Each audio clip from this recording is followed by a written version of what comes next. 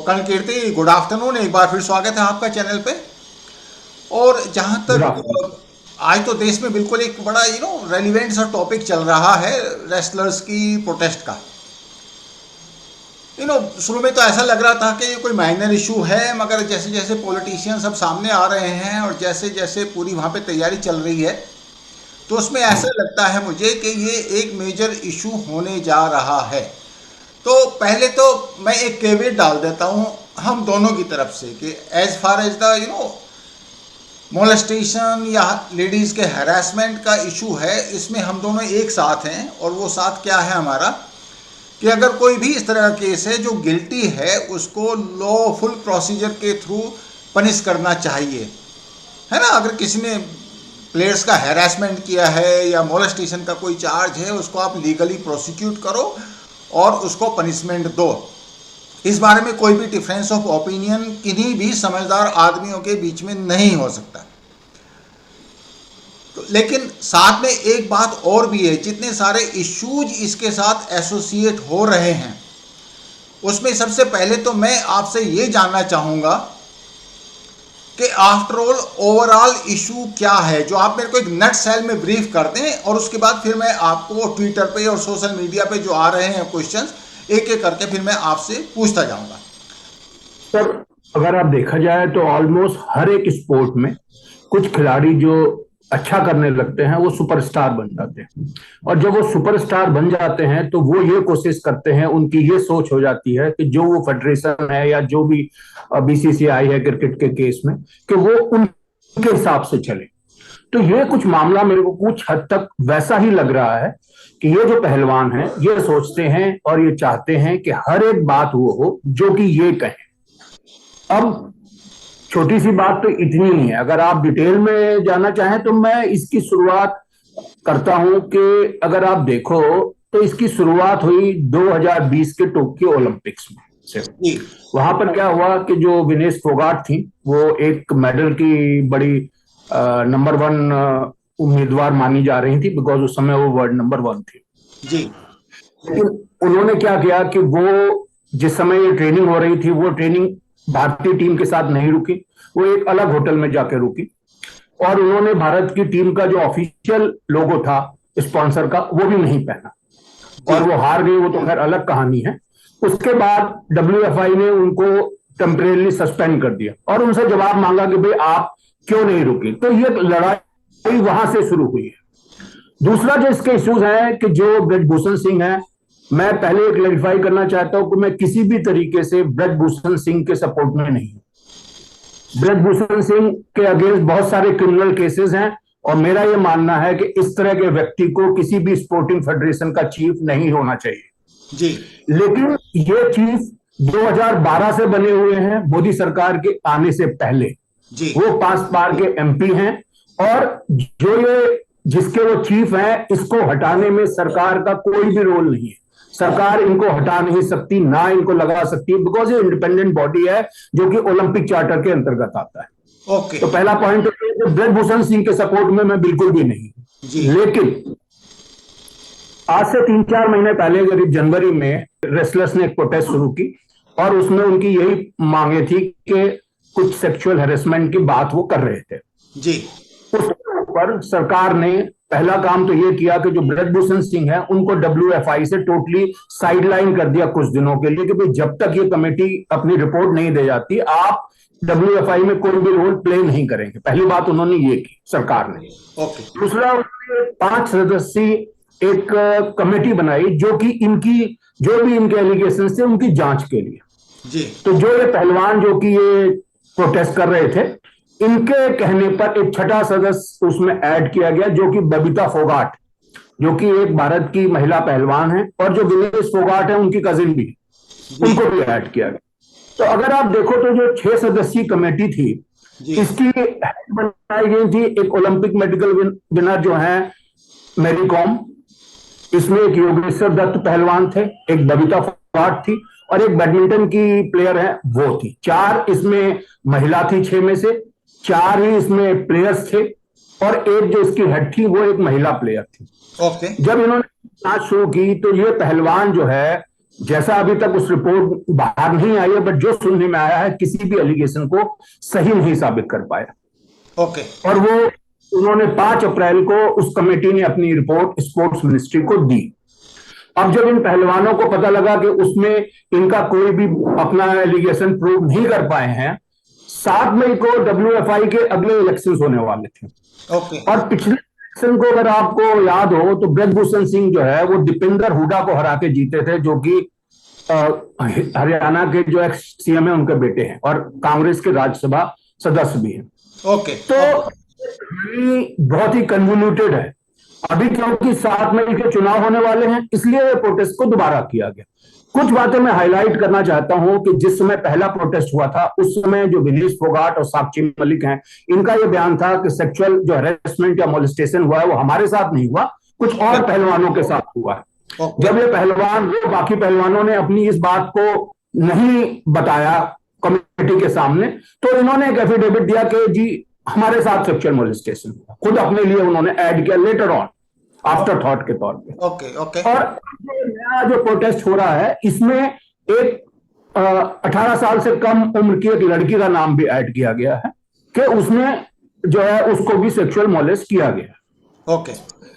Police के कहने पे मतलब सुप्रीम कोर्ट में ये केस गया और वहां पर जो डिस्कशन हुआ उसके बाद पुलिस ने इसमें FIR दर्ज कर लिया। लेकिन कल जो मैंने पहलवानों की बात सुनी जो ये प्रोटेस्ट कर रहे हैं, इनका कहना था कि हमें दिल्ली पुलिस के ऊपर भरोसा नहीं है।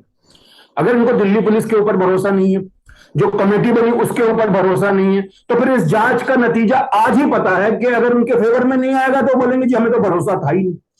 अगर आप देखो ये कुछ हद तक जो किसानों का आंदोलन था उस लाइन पे चल रहा है। किसानों के आंदोलन में क्या बोलते थे, हमें जी सुप्रीम कोर्ट के ने उनको बुलाया वो गए नहीं, सुप्रीम कोर्ट ने कमेटी बनाई उसके सामने वो पेश नहीं हुए, बिकॉज उनका यह कहना था ना जो हम कह रहे हैं वही हो, और कोई सुप्रीम कोर्ट कानून पुलिस क्या करती है उस समय मतलब नहीं है। इनका भी कुछ पहलवानों का यही कहना है। इनका कहना है कि चाहे कुछ भी हो आप ब्रजभूषण सिंह को गिरफ्तार कर लो, उसको जेल में डाल दो, ये इनका कहना है, चाहे ये एविडेंस उसके खिलाफ दे पाए या ना दे पाए। मैं आप जैसा जानते हैं कि मैं अपना एक बड़ा कीन स्पोर्ट्समैन रहा हूं। मैंने 4 गेम्स में अपनी यूनिवर्सिटी टीम को रिप्रेजेंट किया, तो स्पोर्ट्समैन के प्रति मेरी हमेशा एक बहुत ही लगाव है और उनके साथ मेरी सिंपैथी है। और कोई भी देश का स्पोर्ट्समैन जब अच्छा करता है तो मेरा दिल उस दिन इतना खुश होता है कि जिसका मैं आपको जवाब नहीं दे सकता। मेरे लिए बहुत खुशी की बात होती। और ये पहलवान भी ऐसे क्योंकि ये मेडल जीत रहे थे। लेकिन मेरे को लगता है कहीं कि ये जो पहलवान है, जो इस समय 3 पहलवान जो ये प्रोटेस्ट मेनली कर रहे हैं, जिसमें विनेश फोगाट हैं, साक्षी मलिक हैं और बजरंग पुनिया हैं, कहीं ना कहीं इसके पीछे उद्देश्य कुछ और है।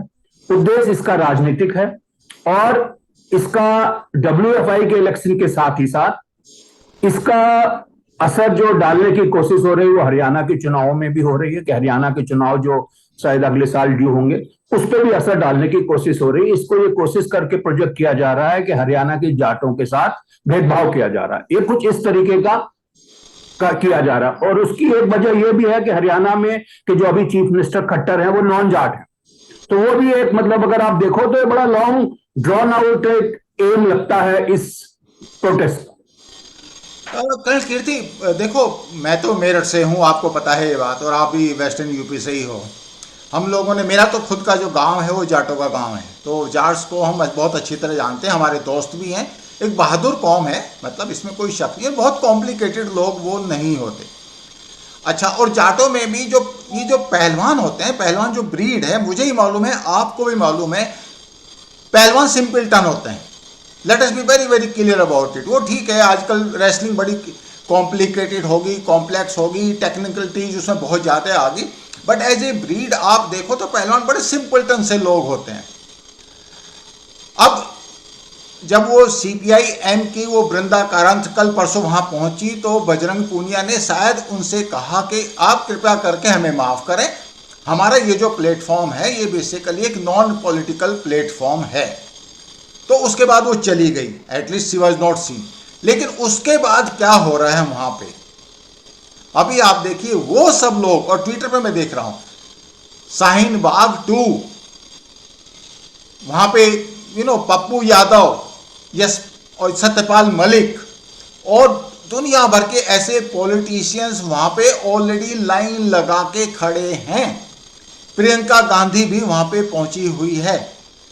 ये सब लोग जब पहुंचते हैं किसी भी प्लेटफॉर्म पे तो आपको क्या लगता है? आपको लगता है कि कुछ और ही खिचड़ी पक रही है। मुझे इसमें कोई भी शक नहीं कि जो रेसलिंग फेडरेशन ऑफ इंडिया है वो इतना ही एफिशिएंट या इनएफिशिएंट ऑर्गेनाइजेशन होगा जितनी बाकी स्पोर्ट्स फेडरेशन इंडिया में है, ना कम ना ज़्यादा, क्योंकि after all we Indians all are same. लेकिन मुझे ऐसा लगता है कि अभी ये जो पहलवान हैं ये टोटली मिसलेड हैं। इनको समझ नहीं आ रहा क्या करें। प्रोटेस्ट पे बैठ जाना इस उम्मीद में कि गवर्नमेंट सुनेगी आपकी बात को, ये एक इशू है। लेकिन साथ में जैसे जैसे प्रोटेस्ट आगे बढ़ता है उसमें जो जो कॉम्प्लिकेशंस आते हैं, और वो कॉम्प्लिकेशंस आज शुरू हो चुके हैं ऑलरेडी। वहाँ पे ये दुनिया भर के पॉलिटिशियंस हो गए। पप्पू यादव वहाँ पे बैठ के योगी के अगेंस्ट में जोक्स कर रहा है। बेचारी वो साक्षी मलिक बैठी है साथ में, ना वो हंस पा रही है ना रो पा रही है। उनको खुद समझ नहीं आ रहा कि हम किन बेवकूफ़ों के चक्कर में फंस गए।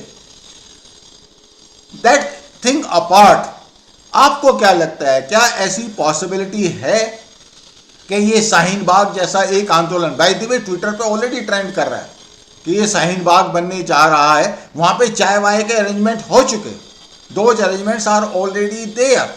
बजरंग पूनिया का स्टेटमेंट आ चुका कि हम तो जब तक ये अरेस्ट नहीं होगा या जेल नहीं जाएगा तब तक हम यहाँ से नहीं हटेंगे। इसका मतलब है इनको ये समझ में नहीं आ रहा कि अभी दिल्ली पुलिस की इंक्वायरी में कितना टाइम लगेगा। जो मोलेस्टेशन का चार्ज है और वो सब है, इंक्वायरी होगी, उसको भी चांस दिया जाएगा।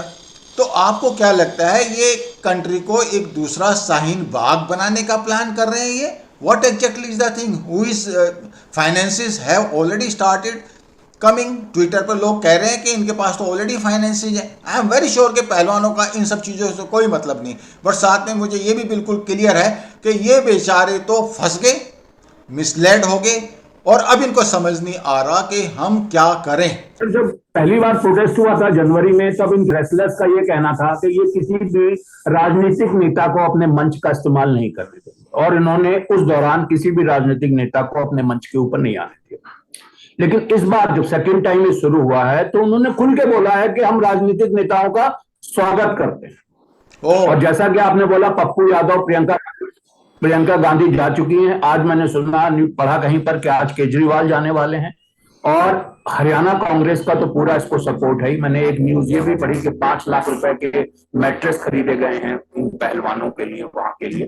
तो ये सब जो है पूरी तरीके से शाहीन बाग किसान आंदोलन के तौर पे ये जो प्रोटेस्ट है इसको एंटी गवर्नमेंट प्रोटेस्ट के रूप में तैयार किया जा रहा है। लेकिन ये जो पहलवान कर रहे हैं ये सर्वथा गलत है। अगर आपके पास जेन्युइन रीजन है किसी के खिलाफ, आप उसकी कंप्लेंट करें, एफआईआर करें और उस जांच का इंतजार करें।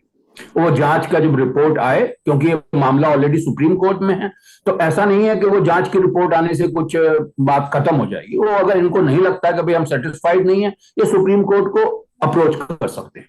लेकिन जिस तरीके से ये एक हवा बनाने की कोशिश की जा रही है और इस हवा में राजनीतिक दल शामिल हो रहे हैं, ये पहलवान अपनी क्रेडिबिलिटी को खो रहे हैं।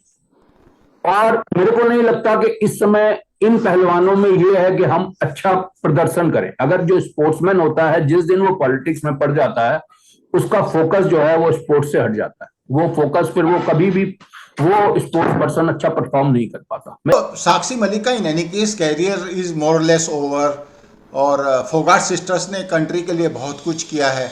जहाँ तक बजरंग पूनिया है, तो आज मैं उसकी प्रेस कॉन्फ्रेंस देख रहा था तो ऐसा लग रहा था कि वो पॉलिटिशियन ज़्यादा है, रेसलर कम है। और वहाँ पे नारे लग रहे थे, ये मोदी तेरी कब्र खुदेगी एंड ऑल दैट, वो दैट ऑलरेडी हैज स्टार्टेड। अब एक पॉइंट पे मैं आता हूँ और वो पॉइंट है बेसिकली गवर्नमेंट को लेके। डोंट यू थिंक, जहाँ तक हैरेसमेंट की बात है, सेक्सुअल हैरेसमेंट की बात है, ये मामला तो अब सुप्रीम कोर्ट, दिल्ली पुलिस वो एक नॉर्मल तरीके से या तेजी से करें, मुझे कोई उसमें इशू नहीं है। और अगर ये this gentleman is guilty, let him be punished, no doubt about that. But कल मैंने उसका इंटरव्यू देखा सुधीर चौधरी को, तो वो ये कह रहे थे कि 2012 का इशू अब उठा रहे हैं भैया, बीच में दुनिया भर के प्रोसेस इनके पास थे, दिन रात मेरी इन लोगों से मुलाकात होती थी, तब उन्होंने क्यों नहीं उठाए। पर चलो हो सकता है पहलवान सोच रहे हो कि हमारा कैरियर है, कहीं ये नुकसान ना कर दे। It's okay, evidence based whatever the decision of the court and the police, that's absolutely fine. But मेरा जो मानना है वो ये है कि गवर्नमेंट का क्या एक्शन होना चाहिए। इन एनी केस इसका टेन्योर तो अब खत्म हो रहा है, और कल सुधीर चौधरी को ये कह रहा था कि मैं तो अगर मेरे रेजिग्नेशन से इनको शांति मिलती है तो मैं तो रिजाइन करता हूँ। एंड इसे कि जो सुप्रीम कोर्ट का डिसीजन, ये ऑर्डर्स आए हैं, मैं उनको स्वागत करता हूँ। Let the investigation be complete, where is the doubt. But उसने साथ में एक पॉइंट और कहा, उसने ये कहा कि जो मैंने रूल्स रेगुलेशंस चेंज किए कॉम्पीट करने के लिए इंटरनेशनल लेवल पे, जो ये स्टार बन जाते हैं, और शायद ये पॉइंट आपने ही बताया था कि they don't want to compete in nationals. वो एक बहुत बड़ा इशू सब स्पोर्ट्स में है। It is not only in wrestling, this issue is there in every sports. और उसमें फिर जो फेडरेशन है उसका रोल आ जाता है कि भाई अगर ये वापस नेशनल्स में नहीं लड़ेंगे तो इनकी प्रैक्टिस कहाँ से होगी, कैसे होगी, और नए प्लेयर्स को इनके अगेंस्ट में खेलने का चांस कैसे मिलेगा। तो ये तो एक इशू है। मुझे नहीं लगता इसमें ब्रजभूषण सिंह ने कुछ गलत किया है, लेकिन साथ में मुझे ऐसा लगता है कि एक तो गवर्नमेंट का क्या एक्शन हो सकता है, और जो एंटी इंडिया फोर्सेस हैं वो किस तरीके से एक्टिव हो सकती हैं। तो पहला सवाल ये कि गवर्नमेंट का क्या एक्शन इसमें अब होना चाहिए। Brij Bhushan Singh in any case is sideline, और मुझे लगता है इलेक्शंस भी अभी नहीं हो रहे रेसलिंग फेडरेशन ऑफ इंडिया के।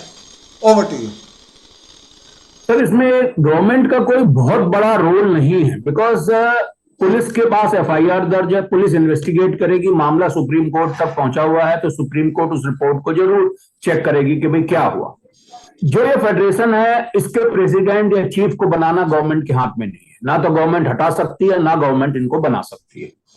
ज्यादा से ज्यादा गवर्नमेंट एक इनडायरेक्ट प्रेशर डाल सकती है ब्रजभूषण सिंह के ऊपर कि भाई आप इसमें नेक्स्ट इलेक्शन में मतलब है, आप रिजाइन कर दो।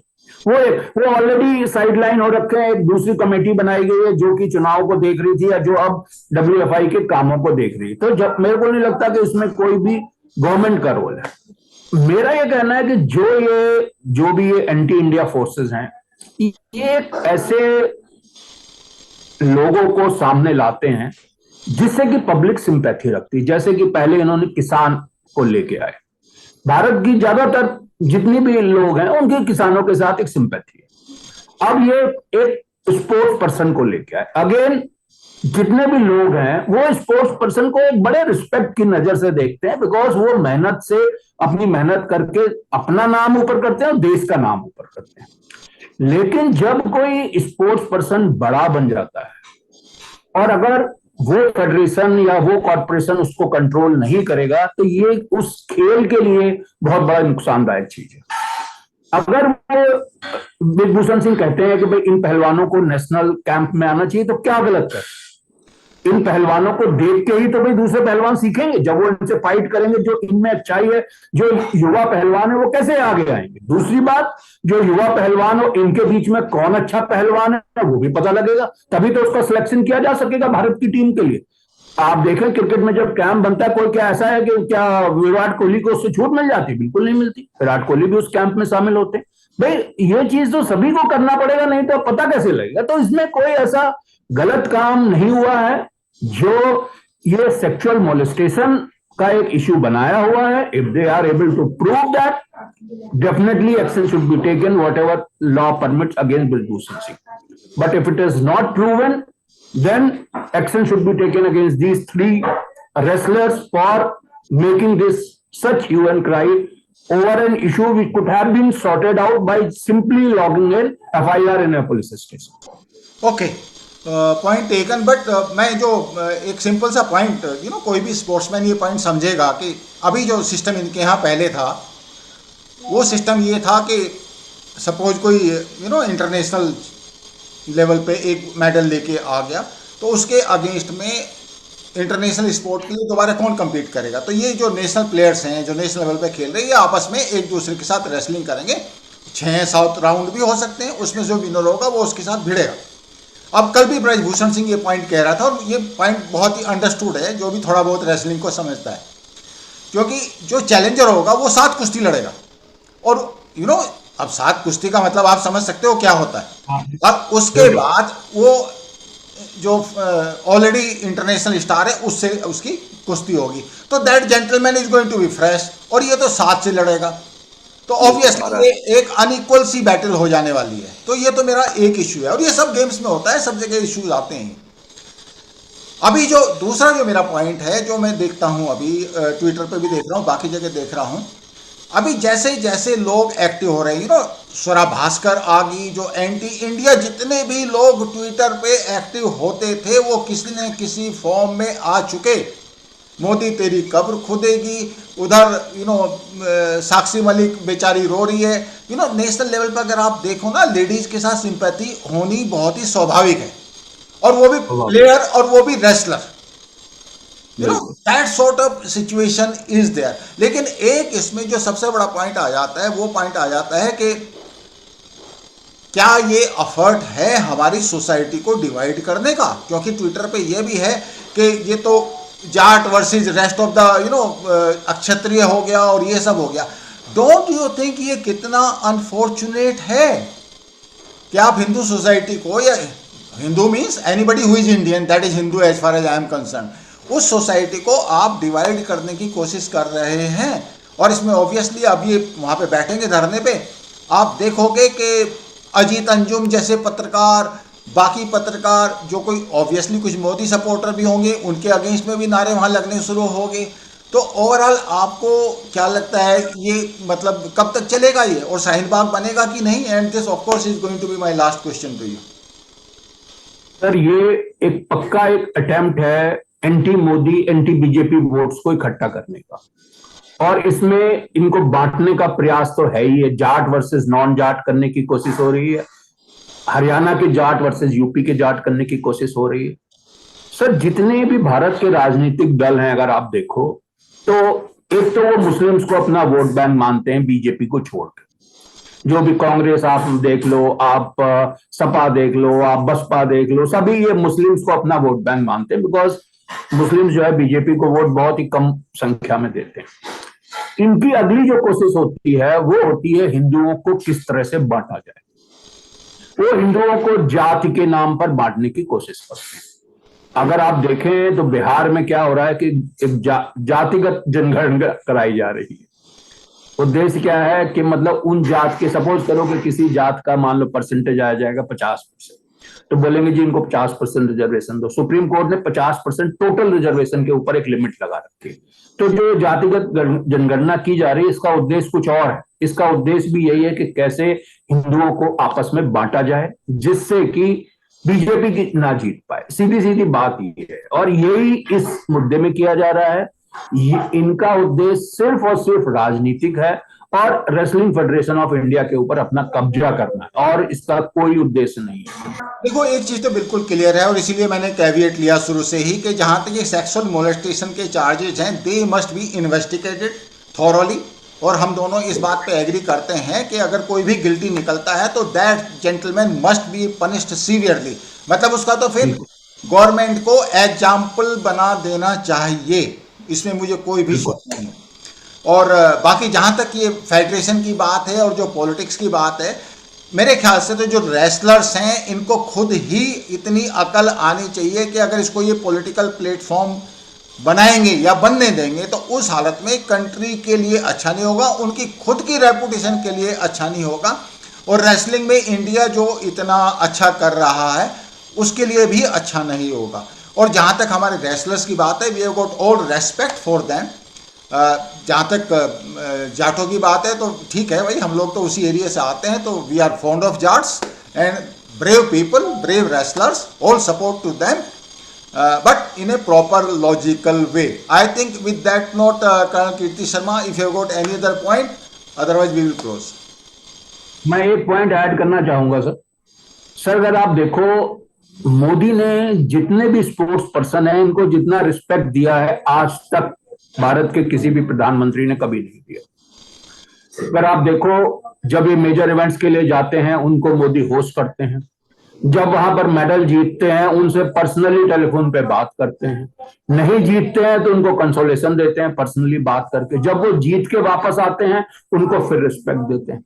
अगर भारत का एक प्रधानमंत्री स्पोर्ट्स पर्सन को इतनी रिस्पेक्ट दे रहा है तो फिर अगर ये कोई भी स्पोर्ट्स पर्सन ये सोचे कि मोदी अपनी जानकारी में अगर उनके साथ कोई गलत काम होने देगा, तो मैं ये बिल्कुल भी, मतलब मेरी दूर दूर के विचारधारा में ये चीज नहीं आती कि मोदी अपनी, अगर उसको पता लग जाए कि कुछ काम गलत हुआ है और वो उसको ना सजा दिलाए। मेरी पर्सनल थॉट फीलिंग ये है।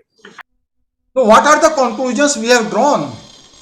बड़ी सिंपल सी बात है, अगर ये सेक्सुअल हैरेसमेंट का केस है तो that has to be properly investigated and guilty must be punished. मैंने पहले भी कहा कि उसका तो एक एग्जाम्पल बना देना चाहिए। अगर प्रॉपर इन्वेस्टिगेशन के बाद ये पाया जाता है कि इंडिविजुअल गिल्टी है। बट जो लेडी रेसलर्स हैं, they should not allow this platform to be used by politicians. आप देखो वहां पे अजीत अंजुम जैसे पत्रकार या फिर पप्पू यादव जैसे politicians, what they have got to do with wrestling and what they have got to do with the pride of the nation? These are basically politicians। और इसको अगर पॉलिटिशियंस उनके प्लेटफॉर्म को यूज करेंगे तो वो स्पोर्ट्स के लिए या रेसलिंग के लिए अच्छा नहीं है। And since they are nationalist patriot, पहलवान तो सब देशभक्त लोग हैं, तो they should be very very careful what they are doing, what they are speaking, what they are talking and how they are conducting themselves. इनको पॉलिटिशियंस को दूर से दूर रखना चाहिए। So with that note, I close this interview. Thank you so much. I will see you in next video.